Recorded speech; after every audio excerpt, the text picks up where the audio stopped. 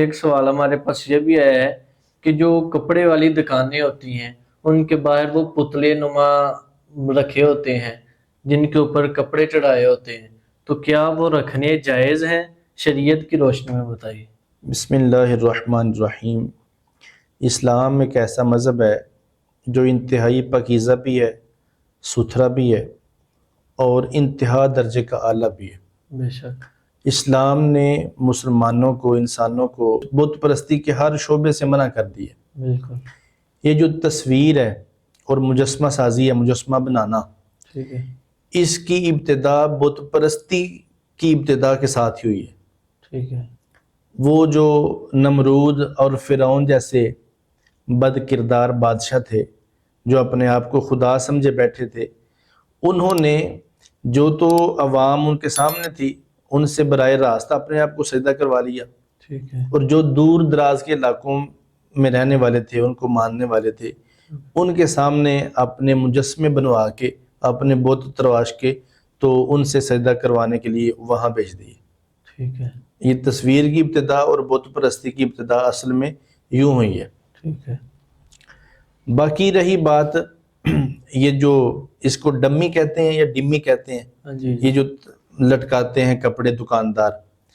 ان میں بھی احتیاط کرنی چاہیے۔ اگرچہ یہاں کوئی کہہ سکتا ہے کہ ہم بت پرستی کی نیت سے نہیں رکھتے اس کو، ٹھیک ہے، پوجا اس کی نہیں کرتے، اس کی عبادت نہیں کرتے، اس کا ادب نہیں کرتے، اس کا احترام نہیں کرتے، یہ باتیں ان کی بجا ہیں دکانداروں کی اگر وہ کہتے ہیں تو، ٹھیک ہے، لیکن پھر بھی احتیاط یہی ہے کہ ان کی شکل صورت ساری بت جیسی ہے، ٹھیک ہے، تو ان سے بھی اجتناب کرنا چاہیے، کیونکہ کریم آقا علیہ السلام نے کپڑوں پر بھی تصویر بنانے سے منع کیا ہے، جی اور حضرت جبریل علیہ السلام نے اس گھر میں داخل ہونے سے جو ہے منع کیا ہے اپنے آپ کو، جس گھر میں تصویر ہو یا تصویر والا کپڑا ہو، ٹھیک ہے، اور خود حدیث پاک بھی ہے جس گھر میں تصویر ہو اس گھر میں رحمت کے فرشتے نہیں آتے۔ ٹھیک ہے، تو یہ تصویر بھی ہے، مجسمہ بھی ہے، احتیاط اس میں یہ کرنی چاہیے کہ اس کا یا تو سر کاٹ دیں،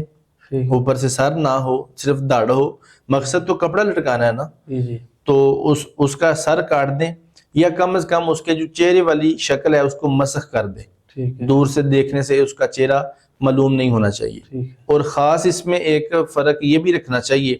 کہ یہ جو ڈمی ہوتی ہے یہ مردانہ بھی ہوتی ہے جی اور زنانہ بھی ہوتی ہے۔ مردانہ کپڑوں کے لیے مردانہ استعمال ہوتی ہے جی، اور زنانہ کپڑوں کے لیے زنانہ استعمال ہوتی ہے۔ ایسے تو اس میں جو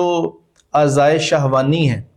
عورت کے اور مرد کے، یہ بھی ظاہر نہیں ہونے چاہیے۔ ٹھیک ہے، آپ سمجھ رہے ہیں نا بات کو؟ جی جی، جو اعضائے مخصوصہ ہیں عورت کے بھی ہیں اور مرد کے بھی ہیں، یہ بھی شو نہیں ہونے چاہیے، اس طرح کی اس کی بناوٹ ہو، خاص طور پہ اس کا سر نہ ہو تو زیادہ بہتر ہے، یا کم از کم اس کا چہرہ مسخ ہو جائے، یعنی اس کو ختم کر دیا جائے، تو پھر اس کی کچھ گنجائش نکل سکتی ہے دکانوں پہ رکھنے کے لیے۔ ٹھیک ہے۔ لیکن جو ہماری مارکیٹ وغیرہ میں چل رہے ہیں اس میں وہ سارے اعضاء بھی نظر آتے ہیں، تو منہ بھی نظر آتا ہے، یعنی کہ ٹوٹل چیز نظر آتی ہے، تو اس لحاظ سے پھر وہ تو ناجائز ہو گئی۔ دکانداروں کو اس بارے میں علم حاصل کرنا چاہیے۔ اسلام ہمیں کہتا ہے کہ آپ نے وہ جو حدیث پاک ہے نا، طلب العلم فریضۃ علی کل مسلم و مسلمۃ، یہ حدیث پاک بچپن میں ہم سنتے آ رہے ہیں، یہ ایسی بات ہے، اسکولوں کی دیواروں پہ بھی لکھی ہوتی ہے، ہاں جی جی، ہر بندے پر علم حاصل کرنا فرض ہے۔ فرض ہے، یہ اب ہر بندہ عالم تو نہیں بن سکتا، ایسی ہر بندہ مدرسے میں داخلہ لے کے 8-10 سال کا کورس مفتی والا تو نہیں کر سکتا۔ نہیں کر سکتا۔ کم از کم علماء فرماتے ہیں اس حدیث پاک کی تفسیر میں، اس کا مطلب یہ ہے کہ بندہ جو کام کر رہا ہے وہ اس کے بارے میں مکمل علم حاصل کرے۔ ٹھیک ہے، اگر جوان ہے تو جوانی والے مسائل سیکھے، ٹھیک ہے، اگر وہ شادی کروانا چاہ رہا ہے تو شادی والے مسائل سیکھے، ٹھیک ہے، اگر وہ باپ بن گیا ہے تو باپ والے مسائل سیکھے، ٹھیک ہے، اگر وہ ماں بن گئی ہے عورت ہے تو وہ ماں والے مسائل سیکھے، اگر وہ کاروبار کر رہا ہے، لین دین کر رہا ہے، بزنس مین ہے، تو وہ اسلام کے روح سے، اسلام کی روشنی میں بزنس کے مسائل سیکھے۔ تو بالکل، یہ دکانداروں کو سیکھنا چاہیے کہ کس حد تک ہمیں شریعت نے اجازت دی ہے اور کس حد تک ہم اس کو استعمال کر سکتے ہیں۔ جی جزاک